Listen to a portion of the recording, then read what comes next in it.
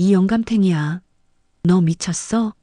저 불길 속으로 들어가면 죽는다고.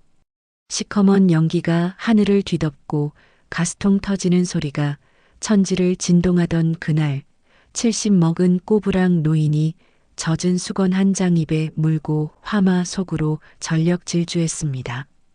그건 자살 행위나 다름없었죠.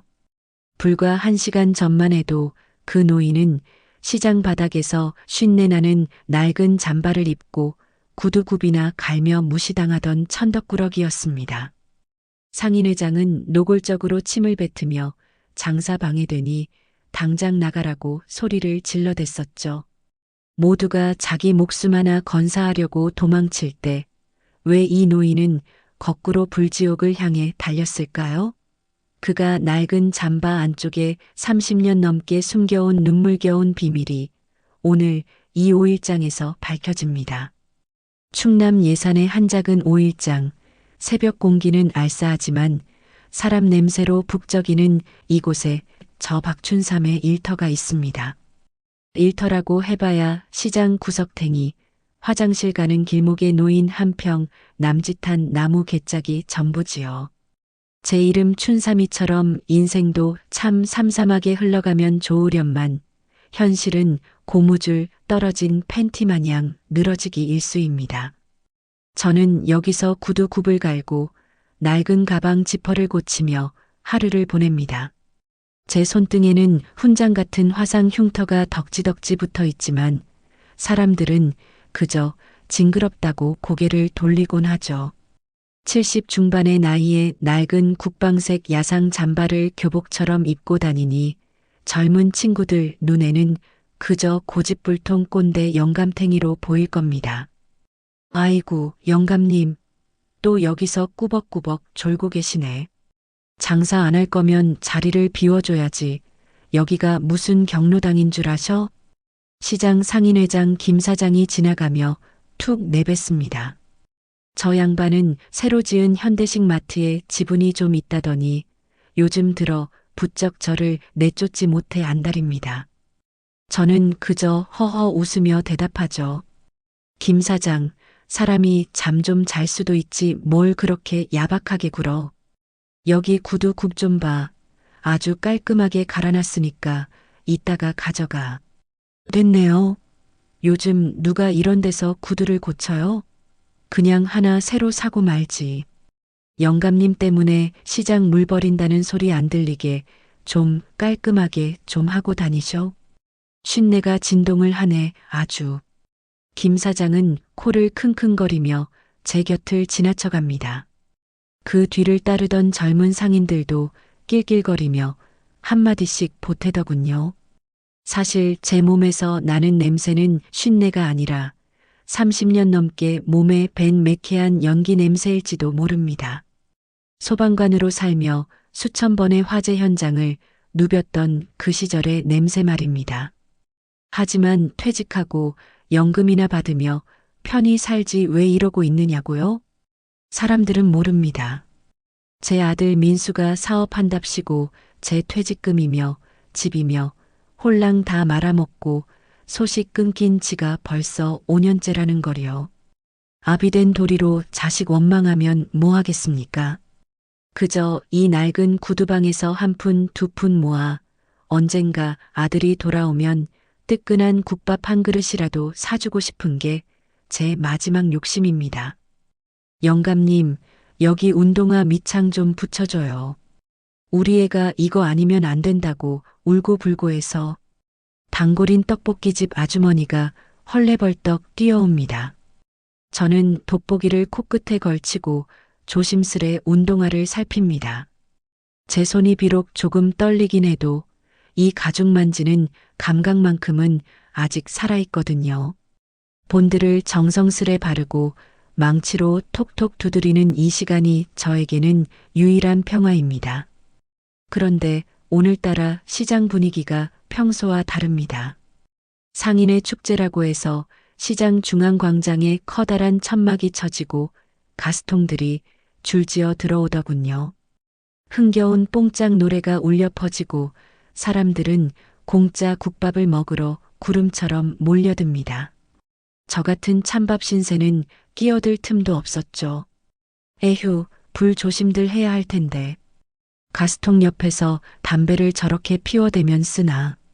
제가 혼잣말로 중얼거리자 지나가던 김 사장이 또 시비를 겁니다.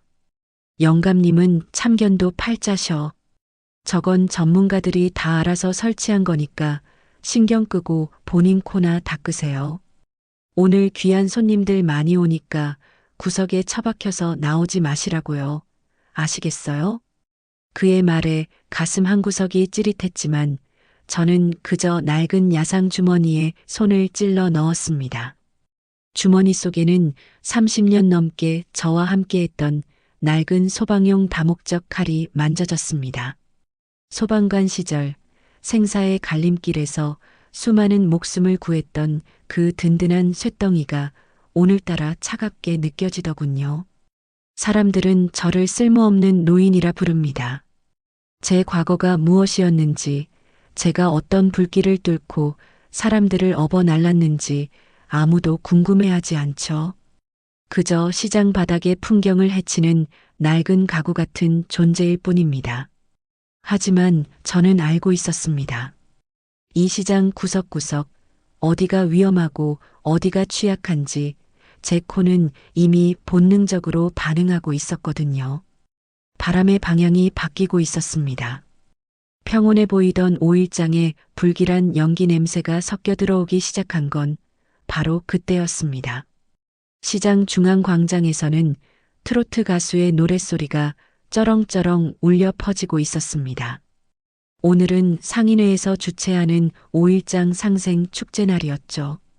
김 사장은 잘 다려진 양복을 입고 내빈들 앞에서 싱글벙글 웃으며 마이크를 잡고 있었습니다. 저 같은 구두방 노인은 감히 근처에도 못 갈 만큼 화려한 잔치판이었습니다. 아이고, 우리 시장이 이제 현대식으로 탈바꿈할 겁니다. 저기 구석에 지저분한 구두방 같은 건 싹 밀어버리고 번듯한 쇼핑몰을 세울 거라니까요. 확성기를 타고 흐르는 김 사장의 목소리가 제 가슴 등 가죽을 송곳으로 찌르는 것 같았습니다. 제가 지켜온 이 자리가 누군가에게는 그저 치워버려야 할 쓰레기 취급을 받는다는 사실이 서글펐지요. 저는 씁쓸한 마음을 달래려 낡은 보온병에 담긴 식은 커피를 한 모금 마셨습니다. 그때였습니다. 제 코끝을 스치는 아주 미세하고도 불길한 냄새. 30년 넘게 화마와 싸워온 소방관의 감각은 속일 수가 없었습니다. 이건 그냥 고기 굽는 냄새가 아니었습니다. 전선이 타들어가며 뿜어내는 지독한 화학취와 가스가 새어나올 때 나는 특유의 비릿한 냄새였죠. 저는 돋보기를 벗어 던지고 자리에서 일어났습니다. 다리가 후들거렸지만 눈은 예리하게 무대 뒤편 식당가를 훑었습니다. 이상하다. 바람이 이쪽으로 부는데 냄새가 너무 진해. 축제용으로 빌려온 대형 가스레인지들이 줄지어 늘어선 천막 뒤쪽에서 가느다란 검은 연기가 솟구치고 있었습니다. 그런데 사람들은 신이 나서 춤을 추느라 아무도 보지 못하더군요. 저는 본능적으로 소리를 질러댔습니다. 아, 김 사장, 거기 불이야. 무대 뒤쪽 가스밸브 잠가야 돼. 노랫소리에 묻혀 제 목소리는 힘없이 흩어졌습니다. 저는 가쁜 숨을 몰아쉬며 무대 쪽으로 달려갔습니다. 사람들 틈을 비집고 들어가 김 사장의 옷소매를 붙잡았죠. 김 사장, 내 말 들어. 지금 저기 천막 뒤에서 연기 난다고. 빨리 사람들 대피시켜야 해. 김 사장은 인상을 팍 쓰며 제 손을 거칠게 뿌리쳤습니다. 이 영감탱이가 진짜 노망이 났나? 지금 군수님도 오시고 중요한 순서인데 어디서 재수없게 불소리요? 술 마셨어? 곱게 늙으쇼, 제발. 주변 사람들도 저를 미친 사람 보듯 쳐다봤습니다. 박씨 아저씨, 오늘 축제라고 샘나서 그러시는 거예요? 가만히 좀 계세요. 맞아, 노인네가 노망이 나도 유분수지.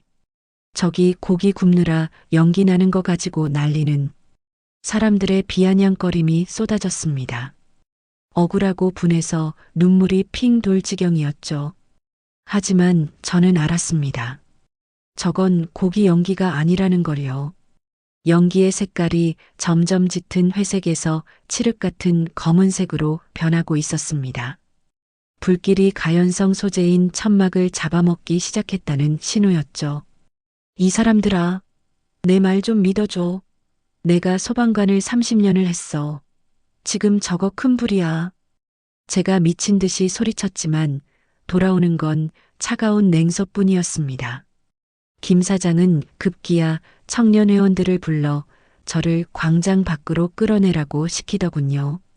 야, 저 영감님 좀 저기 구석으로 모셔다 드려. 잔칫날 분위기 다 망치네 진짜. 장정 2명에게 팔을 붙잡혀 질질 끌려가는 제 모습이 처량하기 짝이 없었습니다. 발버둥을 쳐봐도 늙은 몸뚱이는 힘이 없었죠.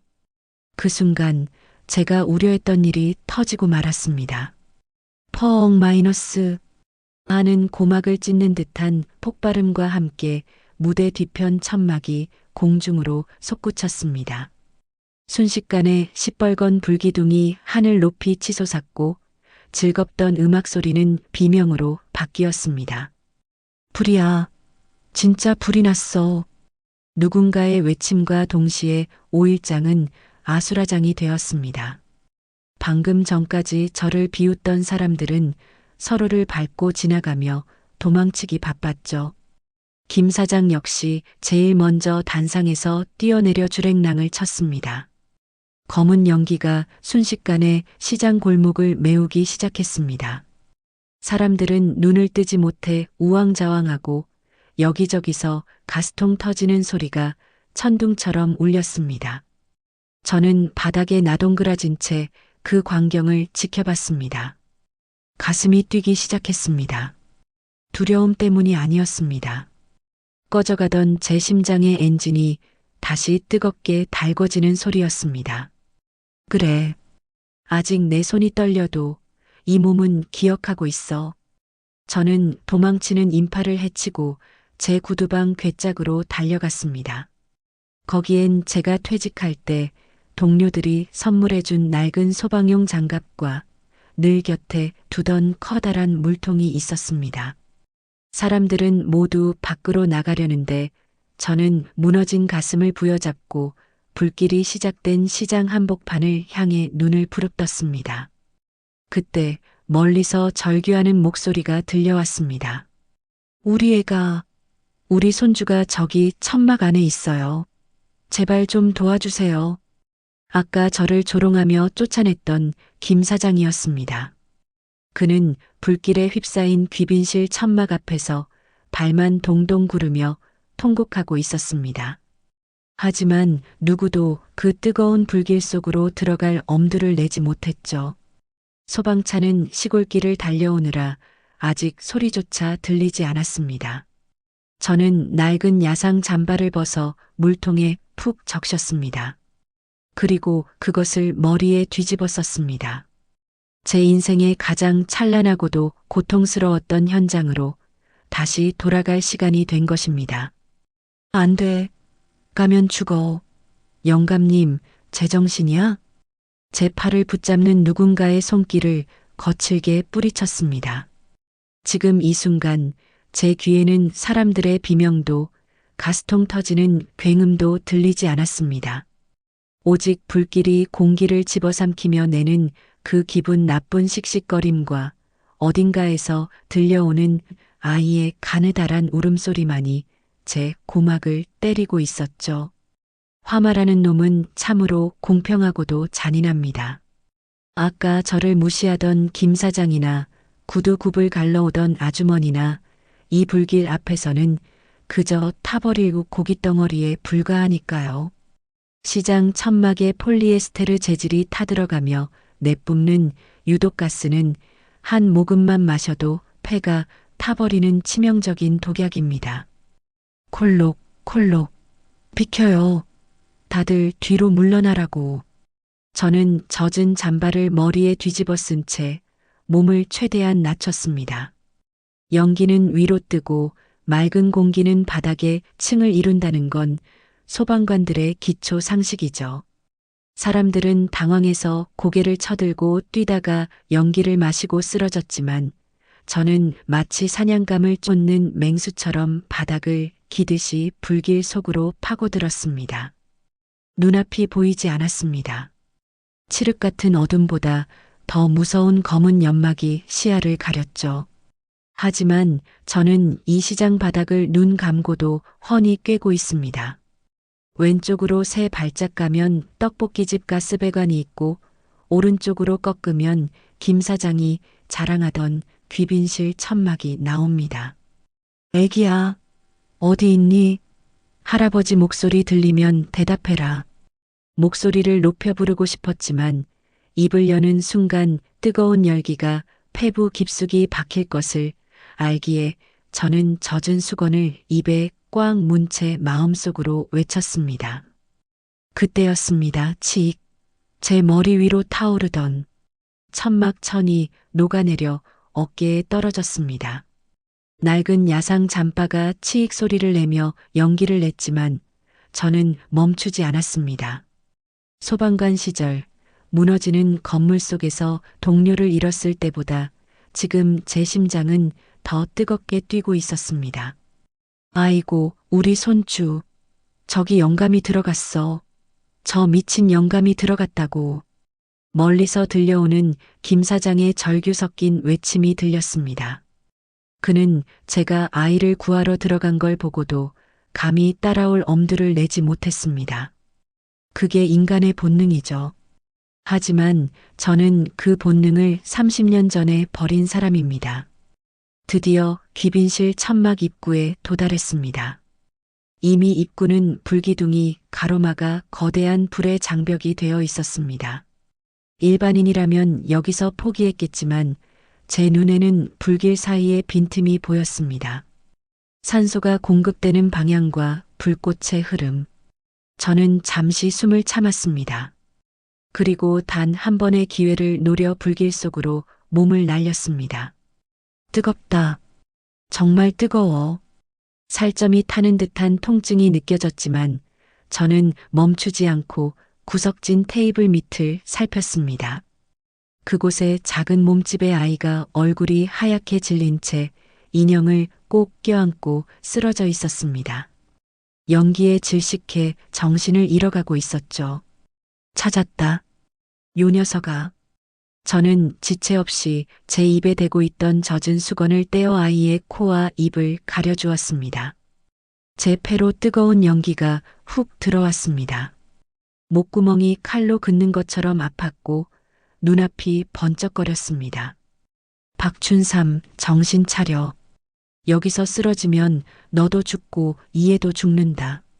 저는 제 뺨을 세게 후려치며 정신을 다잡았습니다. 아이를 가슴에 품고 다시 그 불지옥 같은 탈출구를 향해 몸을 돌렸습니다. 그런데 그때 콱광하는 소리와 함께 시장 입구 쪽 대형 가스통이 폭발하며 천막의 철골 기둥이 무너져 내리기 시작했습니다. 우리의 유일한 탈출구가 무너진 철근 더미와 불길에 막혀버린 것입니다. 뒤를 돌아봐도 이미 화마가 모든 공간을 점령한 상태. 사방이 불의 감옥이었습니다. 허허, 동료들이나 데리러 온 모양이구먼. 저는 아이를 더 세게 끌어안았습니다. 그리고 주머니 속에서 낡은 소방용 다목적 칼을 꺼냈습니다. 3,000번도 넘게 현장을 누볐던 이 낡은 쇠붙이가 제 마지막 희망이었습니다.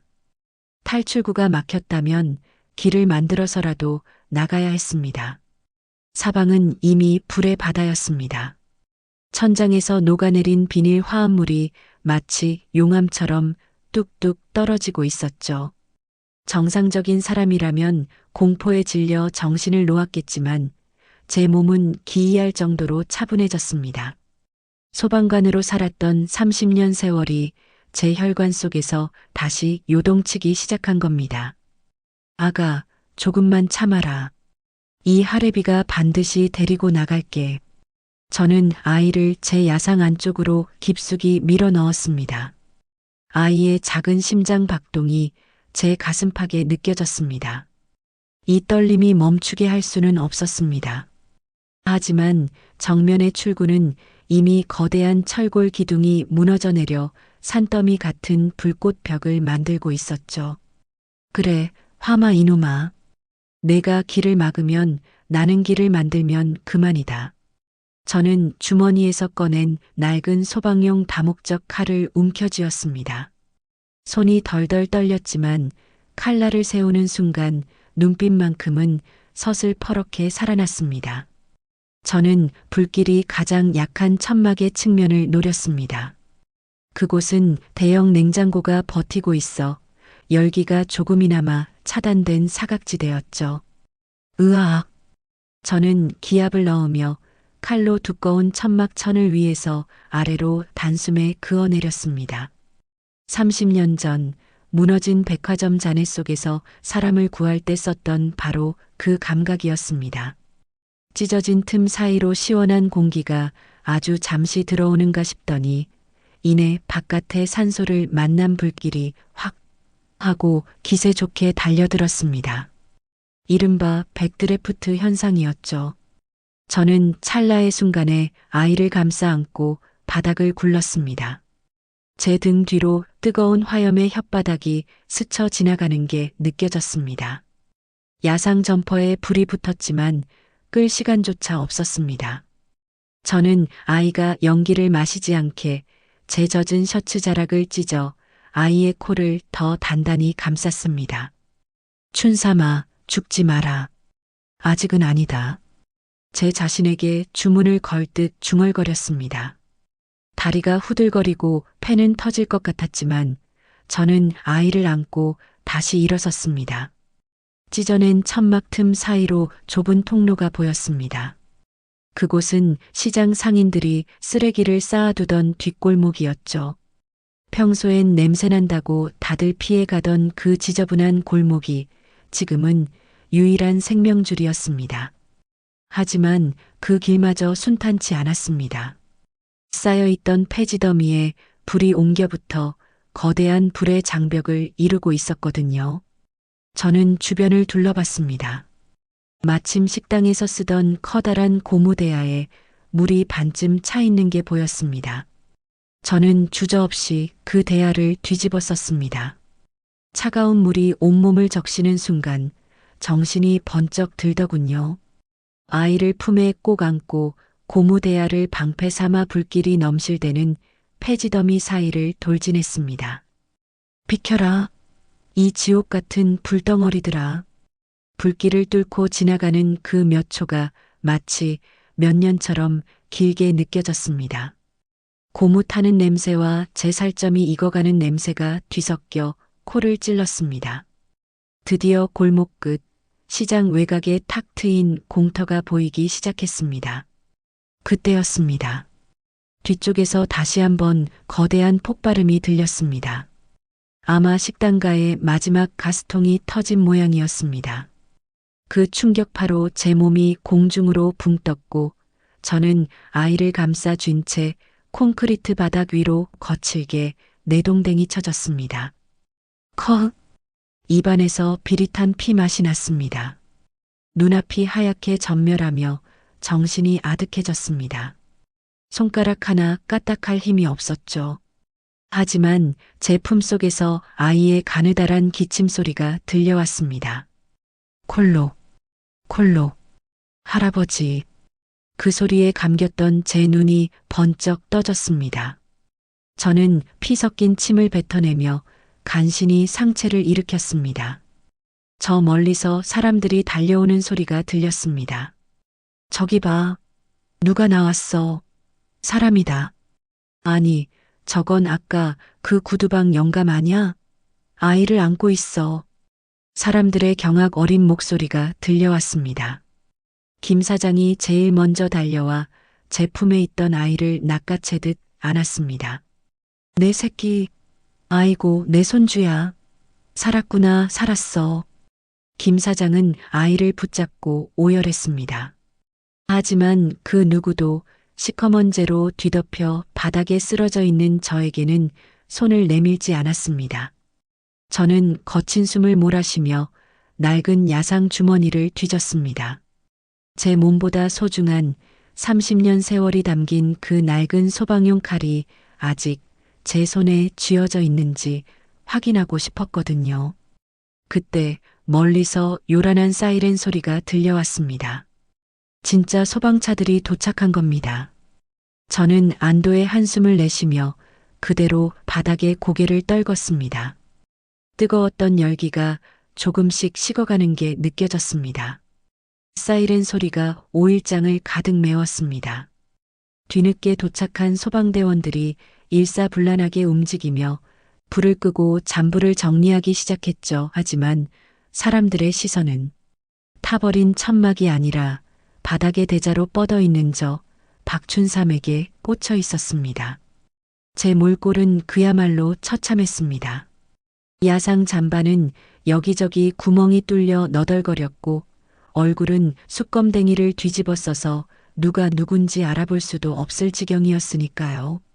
영감님, 정신 좀 차려보세요. 여보게들, 여기 물 좀 가져와. 누군가 제 얼굴에 시원한 물을 끼얹었습니다.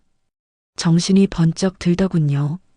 눈을 뜨니 아까 저를 비웃던 상인들이 저를 에워싸고 있었습니다. 그들의 눈빛에는 조롱 대신 형용할 수 없는 경외감과 미안함이 서려 있었습니다. 영감님, 진짜로 그 불길 속을 뚫고 애를 데리고 나온 거예요? 이게 사람의 몸으로 가능한 일입니까? 떡볶이집 아주머니가 제 손을 붙잡고 엉엉 울음을 터뜨렸습니다. 제 손은 뜨거운 열기에 데어 물집이 잡히고 덜덜 떨리고 있었죠. 그때 손주를 안고 병원으로 달려가려던 김 사장이 멈춰 섰습니다. 그는 넋이 나간 표정으로 저를 내려다보고 있었습니다. 박노인, 당신 대체 정체가 뭐야? 그 불길 속에서 어떻게 길을 찾아낸 거야? 소방대원들도 장비 없이는 못 들어간다고 손사래를 치던 저 불지옥을 저는 대답 대신 쿨럭거리며 검은 가래를 뱉어냈습니다. 그리고 힘겹게 손을 뻗어 제 낡은 야상 잠바 안쪽 주머니를 뒤적거렸습니다. 아까 넘어질 때 충격 때문인지 주머니가 찢어져 있더군요.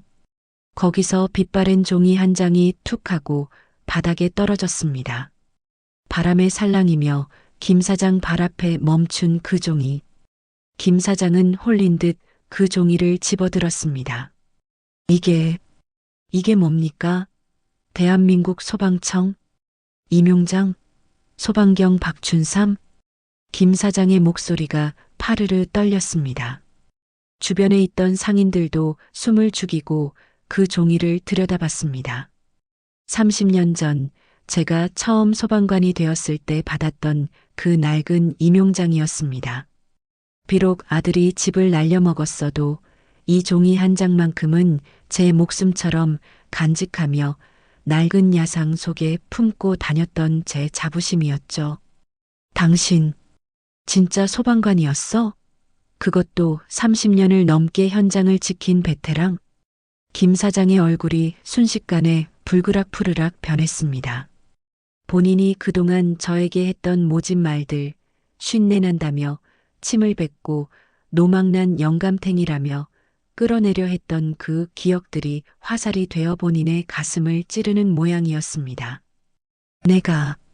내가 무슨 짓을 한 거야? 우리의 생명의 은인한테 내가 감히. 김 사장은 그대로 바닥에 털썩 무릎을 꿇었습니다. 시장통의 권력자로 군림하며 기세등등하던 그 김 사장이 숯검댕이 노인네 발 앞에서 고개를 떨구고 통곡을 하기 시작한 겁니다. 영감님, 아니 박 소방관님, 제가 죽을 죄를 지었습니다. 당신이 불 조심하라고 할 때 뺨이라도 때리고 싶어 했던 저를 죽여주십시오. 당신이 아니었으면 내 손주는 저기서 잿더미가 됐을 텐데 저는 그것도 모르고 시장 상인들도 하나둘씩 고개를 숙였습니다. 구두 굽갈러 올 때마다 푼돈 깎으려 고함을 지르고 냄새난다며 구두방 근처에도 안 가려 했던 자신들의 모습이 떠올랐겠지요. 하지만 저는 그저 힘없이 미소를 지었습니다. 김 사장, 됐어. 아이가 살았으면 된 거지. 소방관은 은퇴해도 소방관인 법이야. 내 몸이 기억하는데 어쩌겠나. 그때 현장을 정리하던 젊은 소방대원 한 명이 저에게 다가왔습니다. 그는 제 얼굴과 김 사장이 들고 있는 임용장을 번갈아 보더니 갑자기 자세를 바로잡고 거수경례를 붙였습니다. 선배님, 혹시 전설의 불사조 박춘삼 소방경님 아니십니까? 소방학교 기념관에서 선배님 사진 봤습니다. 94년도 대형 화재 때 혼자서 12명을 업고 나오셨다는 그 전설. 젊은 소방대원의 외침에 시장 안은 다시 한번 술렁였습니다. 사람들은 이제야 깨달은 겁니다. 자기들 곁에 있던 그 초라한 노인이 사실은 수많은 생명을 구해낸 이 시대의 진정한 영웅이었다는 사실을요. 저는 부끄러움에 고개를 돌렸습니다. 그저 아들이 보고 싶어 하루하루 버티던 노인네일 뿐인데 이런 대접은 과분했죠. 하지만 제 가슴 한구석에 응어리져 있던 서러움이 눈 녹듯 사라지는 기분이었습니다. 그 순간 멀리 인파를 헤치고 한 남자가 미친 듯이 달려오고 있었습니다. 아버지, 아버지 괜찮으세요? 그 목소리. 5년 동안 단 한 번도 잊어본 적 없는 꿈속에서도 부르던 제 아들 민수의 목소리였습니다. 아버지, 아버지. 인파를 헤치고 달려온 남자는 제 아들 민수였습니다. 5년 만에 보는 아들의 얼굴은 예전보다 많이 수척해져 있더군요. 이 녀석은 잿더미가 되어 바닥에 주저앉아 있는 제 몰골을 보더니 그대로 무릎을 꿇고 제 손을 부여잡았습니다. 이게 무슨 일이에요, 아버지? 왜 이 불길 속에 계셨던 거예요? 제발 말씀 좀 해보세요. 아들의 눈에서 굵은 눈물방울이 뚝뚝 떨어져 제 검게 그을린 손등을 적셨습니다. 저는 떨리는 손으로 아들의 뺨을 어루만졌습니다. 민수냐? 내 아들 민수 맞느냐? 너 그동안 어디 있었어? 애비가 얼마나 찾았는데. 민수는 제 품에 얼굴을 묻고 어린아이처럼 소리내어 울었습니다. 사업에 실패하고 빚쟁이들에게 쫓겨 도망치듯 떠났던 아들은 아버지가 부끄러워 연락도 못하고 지냈다고 했습니다. 그러다 오늘 우연히 5일장에 불이 났다는 소식을 듣고 혹시나 하는 마음에 달려온 것이었죠. 주변에서 이 광경을 지켜보던 상인들의 눈시울도 붉어졌습니다. 특히 김 사장은 고개를 들지 못했습니다. 자기는 손주를 살려준 영웅을 노망난 노인이라며 핍박했는데 정작 그 영웅은 연락 끊긴 아들을 기다리며 그 모진 세월을 시장 바닥에서 버텼다는 사실을 알게 되었으니까요. 박 소방관님, 아니 형님, 제가 정말 죽을 죄를 지었습니다. 아드님도 오셨는데 제가 이렇게 뻔뻔하게 얼굴 들고 있을 처지가 아니네요. 김 사장이 다시 한번 제 앞에 허리를 숙였습니다. 아까의 오만함은 온데간데없고 진심으로 뉘우치는 한 인간의 모습이었습니다. 저는 아들의 부축을 받으며 간신히 자리에서 일어났습니다. 다리에 힘이 풀려 휘청거렸지만 마음만큼은 구름 위를 걷는 듯 가벼웠습니다. 민수야, 이 김 사장님 원망하지 마라. 나도 덕분에 오랜만에 옛날 실력 발휘 좀 했으니까. 저는 짐짓 쾌활하게 웃어 보였습니다. 하지만 주변의 시선은 예전과 완전히 달라져 있었습니다. 사람들은 마치 모세의 기적이 일어난 것처럼 제가 걸어가는 길을 갈라주며 박수를 치기 시작했습니다. 영웅이다. 우리 시장의 영웅이야. 박 소방관님, 정말 감사합니다. 고맙습니다. 누군가 시작한 박수가 시장 전체로 퍼져나갔습니다. 30년 소방관 생활을 마치고 은퇴하던 날 동료들의 박수를 뒤로하고 쓸쓸히 제복을 벗었던 그날의 기억이 떠오르더군요. 그때보다 지금 이 시장 상인들의 투박한 박수 소리가 제 가슴을 더 뜨겁게 울렸습니다. 현장을 지휘하던 소방서장은 저에게 다가와 정중하게 거수 경례를 했습니다. 선배님, 오늘 선배님이 아니셨다면 정말 끔찍한 참사가 일어날 뻔했습니다. 선배님의 용기는 저희 후배들에게 영원한 귀감이 될 겁니다. 곧 정식으로 감사패와 예우를 갖추도록 하겠습니다. 저는 쑥스러운 듯 머리를 극적였습니다. 그저 구두 굽 갈던 노인네가 뭐가 그리 대단하다고 호들갑들인지요. 하지만 제 낡은 야상 잠바 안쪽, 비록 주머니는 찢어졌어도 그 안에 담긴 소방관의 긍지는 다시 한번 반짝이고 있었습니다. 아들 민수는 제 손을 꼭 잡으며 말했습니다. 아버지, 이제 구두방 그만두세요. 제가 어떻게든 다시 일어서서 아버지 모실게요. 저, 이제 도망 안 가요. 아버지 옆에서 속죄하며 살게요. 아들의 그 한마디가 제 폐로 들어온 유독가스보다 더 강하게 제 가슴을 파고들었습니다. 저는 아들의 어깨를 툭툭 치며 말했습니다. 그래, 임마. 그래도 구두방은 내 안식처다. 거기서 내 소식 기다리며 버틴 세월이 얼만데. 하지만 이제는 혼자가 아니니 든든하구나. 잿더미가 된 5일장 너머로 노을이 지고 있었습니다. 비록 시장 건물은 많이 타버렸지만 사람들의 마음속에는 그 불길보다 더 뜨거운 무언가가 피어나고 있었습니다. 멸시받던 노인이 보여준 진정한 영웅의 모습. 그것은 재물보다 소중하고 불길보다 강한 진심이었습니다. 화재가 완전히 진압된 시장의 밤은 평소보다 훨씬 고요했습니다. 하지만 그 고요함 속에는 묘한 열기가 남아 있었지요. 저는 아들 민수의 등에 업혀 근처 보건소로 향했습니다. 녀석의 넓은 등이 어찌나 따뜻하던지 30년 넘게 무거운 산소통을 메고 불길을 누비던 제 어깨가 비로소 쉴 곳을 찾은 기분이었습니다. 아버지, 등이 왜 이렇게 가벼워요? 제가 너무 늦게 왔죠? 죄송해요. 정말 죄송해요. 민수의 어깨가 들썩이며 제 야상 소매를 적셨습니다. 저는 녀석의 머리를 쓰다듬으며 허허 웃었습니다. 이놈아, 소방관 아버지가 이 정도 불에 끄떡없다. 그나저나 너 밥은 먹고 다니는 거냐? 얼굴이 반쪽이 됐네. 보건소에 도착하자마자 난리가 났습니다. 시장 상인들이 미리 연락을 했는지 원장님부터 간호사들까지 문 앞까지 마중을 나와 있더군요.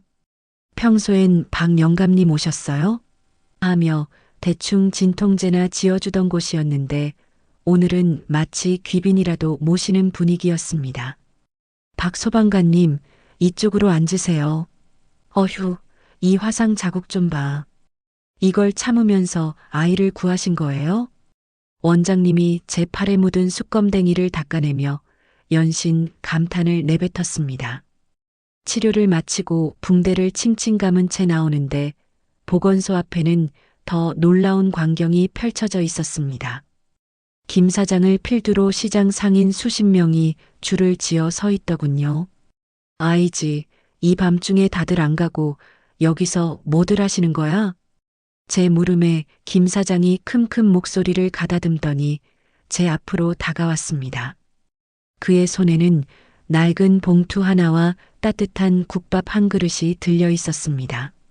박 형님, 아니 영웅님, 우리 상인들이 마음을 좀 모았습니다.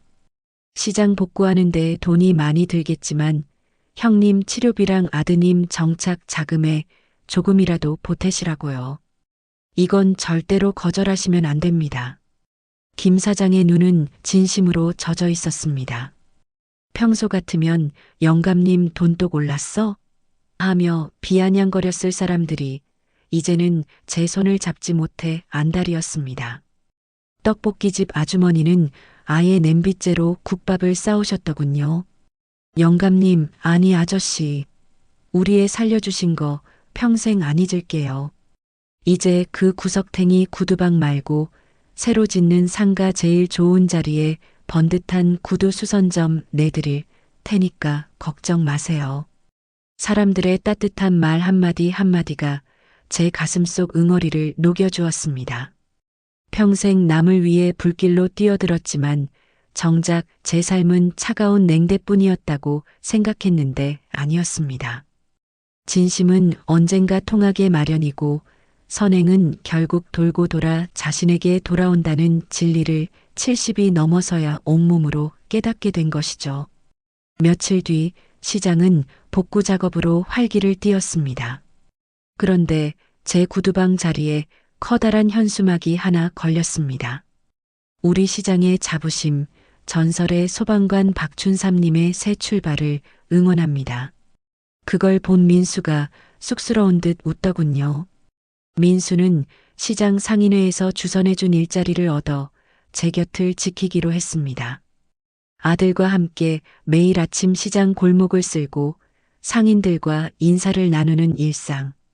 300억짜리 빌딩을 가진 부자보다 제가 더 행복하다고 단언할 수 있었습니다. 하지만 진짜 기적은 그 다음에 찾아왔습니다. 제 사연이 지역 신문을 넘어 지상파 뉴스에까지 소개된 겁니다. 아이를 구하고 사라진 낡은 야상의 노신사, 알고 보니 전설의 소방관이라는 제목으로 말이죠. 전국의 수많은 사람이 제 구두방으로 낡은 신발들을 보내오기 시작했습니다. 아버지, 오늘도 택배가 이만큼이나 왔어요. 서울에서, 부산에서. 다들 아버지가 고쳐주신 신발 신고 싶대요. 산더미처럼 쌓인 신발 상자들을 보며 저는 돋보기를 고쳤었습니다. 이제 제 손은 떨리지 않았습니다. 아니, 기분 좋은 떨림만이 손끝에 남아 있었죠. 누군가의 닳아버린 밑창을 고치는 것이 마치 화재 현장에서 생명의 줄을 잡는 것만큼이나 숭고하게 느껴졌습니다. 제로 뒤덮였던 제 인생의 마지막 챕터가 이제야 화려하게 타오르는 것이 아니라 은은하고 따뜻한 촛불처럼 주변을 밝히고 있었습니다. 그로부터 어느덧 1년이라는 시간이 흘렀습니다.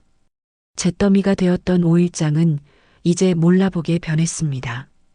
현대식 지붕이 덮이고 깨끗한 간판들이 들어섰지만 단 하나 변하지 않은 것이 있습니다.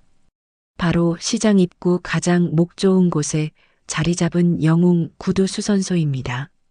그곳엔 여전히 낡은 국방색 야상을 입은 제가 앉아 있습니다. 하지만 이제 제 야상은 쉰내나는 넝마가 아닙니다. 상인들이 돈을 모아 선물해준 왼쪽 가슴에 명예소방관 박춘삼이라고 정교하게 수놓아진 세상에 단 하나뿐인 제복이나 다름없지요. 어이, 박 형님. 오늘도 손님이 줄을 섰네. 적당히 하고 이따가 국밥이나 한 그릇 하러 갑시다. 김 사장이 이제는 동생처럼 곰살맞게 굴며 인사를 건넵니다. 아침마다 제 수선소 앞에 따뜻한 캔커피를 몰래 두고 가는 것도 저 양반입니다. 그날 이후 김 사장은 제 가장 든든한 조력자가 되었습니다. 불길 속에서 구출된 그의 손주는 이제 제 수선소에 놀러와 제 무릎에 앉아 제잘거리는 귀염둥이가 되었지요. 할아버지, 할아버지는 진짜 불사조예요? 유치원 선생님이 할아버지는 하늘이 보내준 천사라고 하셨어요. 아이의 맑은 눈망울을 보고 있으면 제 손등에 남은 화상 흉터가 마치 훈장처럼 빛나 보입니다. 제 인생에서 가장 어두웠던 5년의 세월을 보상받기라도 하듯 매일매일이 기적 같습니다. 연락이 끊겼던 아들 민수는 이제 시장 청년회장이 되어 활기차게 장터를 누봅니다. 밤이면 아들과 마주 앉아 소주 한 잔 기울이며 못다한 이야기를 나누는 것, 그게 제가 꿈꾸던 진정한 극락이었습니다. 어느 날은 서울에서 유명한 신사분이 고급 승용차를 타고 저를 찾아왔더군요. 아주 낡고 해진 구두 한 켤레를 내밀면서 말입니다. 박 선생님, 이 구두는 제가 처음 사업을 시작할 때 아버지가 사주신 겁니다. 다른 곳에선 다 버리라고 했는데 선생님이라면 고쳐주실 수 있을 것 같아 멀리서 왔습니다. 저는 돋보기를 고쳐 쓰고 신발을 살폈습니다. 정성이 담긴 물건은 만지는 순간 느껴집니다. 저는 정성스레 가죽을 닦고 밑창을 덧대며 대답했습니다. 구두는 사람의 인생을 담고 다니는 겁니다. 주인님이 열심히 사신 흔적이 여기 다 남아 있는데 어떻게 버립니까? 제가 다시 10년은 더 걸으실 수 있게 단단히 고쳐드리지요. 제 말에 신사부는 눈시울을 붉히며 제 손을 꼭 잡았습니다. 저는 이제 불길을 끄는 소방관은 아니지만 사람들의 닳아버린 마음과 추억을 수선하는 소방관으로 살아가고 있습니다. 가끔 비가 오는 날이면 어깨와 무릎이 쑤셔오곤 합니다. 그럴 때면 주머니 속에 낡은 소방용 칼을 꺼내봅니다.